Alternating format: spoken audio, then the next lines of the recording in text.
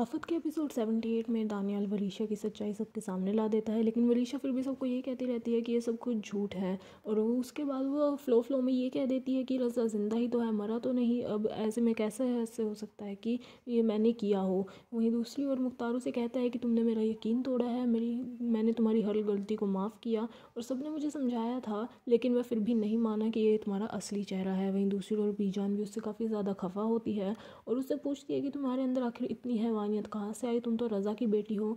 वहीं शिफा भी उसे कहती है कि तुम समझी कि तुम इसके करीब ही इसलिए रहती थी रज़ा के लिए, ताकि तुम इसकी जान ले सको। और उस पर काफ़ी चिल्लाती है और गुस्सा करती है, लेकिन वरीशा फिर भी अपने तेवर में दिखाती है और कहती है कि मैंने जो किया ठीक किया।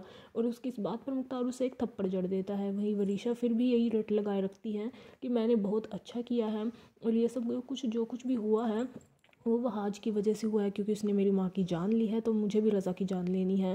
वहीं वहाज उसे टोक देता है और उसके बाद मुख्तार भी उसे काफ़ी सुनाता है। और इसी बीच वहाज ये सजेस्ट करता है कि उन्हें पुलिस को बुलाकर वरीशा को अरेस्ट करवा देना चाहिए और वरीशा का हाथ पकड़कर वहाँ से ले जाने लगता है। वहीं बीजान उसके सामने हाथ जोड़कर खड़ी हो जाती हैं और उसे कहती है कि मुझे नफरत हो गई है वरीशा से, पर यह है तो इस घर की इज्जत, अगर तुम इसे जेल में भी भेज दोगे तो वह रज़ा की रूह काफ़ी परेशान रहेगी। और बीजान उसे रोक लेती है वहाज को। और इसी बीच वरीशा दानियल को सुनाते सुनाते बेहोश हो जाती है। उसके बाद डॉक्टर आकर उसे चेक करता है और सबको बताता है कि ये स्ट्रेस की वजह से बेहोश हो गई है और जब उठेगी तो ठीक हो जाएगी। वहीं वरीशा अपने रूम में होती है और पागलों की तरह महक के साथ बातें करने लगती है। उसके बाद उसे अपना ही रूप दिखाई देने लगता है कमरे में। और वो जो रूप वाली वरीशा होती है उसे बताती है कि ये सब तुम्हारी ही गलती है, उन्होंने तुम्हें इतनी इज्जत दी, प्यार दिया, लेकिन फिर भी तुमने उनके साथ गलत किया। और वरीशा कहती है कि मैंने कुछ गलत नहीं किया, उनके साथ जो किया सही किया, उन्होंने मुझे बर्बाद कर दिया। और पागल होकर कमरे में तोड़फोड़ करने लगती है।